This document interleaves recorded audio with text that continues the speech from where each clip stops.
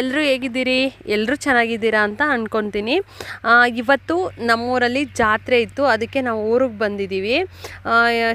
ಶ್ರೀ ಕಲ್ಲೇಶ್ವರ ಸ್ವಾಮಿಯವರ ಅಗ್ನಿಕುಂಡೋತ್ಸವ ಇದು ಮೊದಲನೇ ದಿನ ಜಾತ್ರೆ. 14 ಹಳ್ಳಿ ಗ್ರಾಮ ದೇವತೆ ಉಚ್ಚಮ್ಮ ದೇವಿಯವರ ಜಾತ್ರೆನೂ ಇರುತ್ತೆ. ಇವತ್ತು 29ನೇ ತಾರೀಕು ಸೋಮವಾರದಿಂದ ಶುರುವಾಗಿದ್ದ ಜಾತ್ರೆ. ನೆಕ್ಸ್ಟು 6ನೇ ತಾರೀಕು ಮೇ 6ನೇ ತಾರೀಕು ಸೋಮವಾರದವರೆಗೂ ಜಾತ್ರೆ ನಡೆಯುತ್ತೆ.